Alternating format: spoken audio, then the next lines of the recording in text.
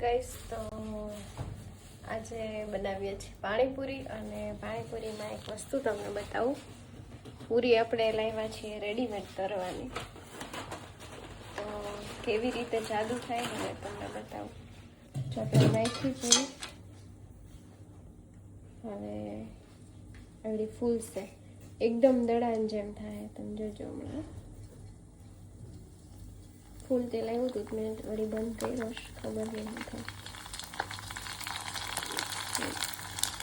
અચાનક જ દડા જેવું છે.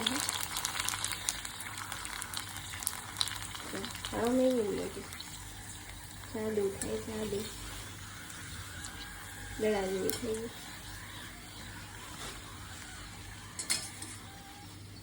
એક રહી ગઈ નાની, બાકી દડા જેવી ચા પૂરી મસ્ત દડા જેવી થઈ છે ફૂલી. તો આ મસ્ત થઈ.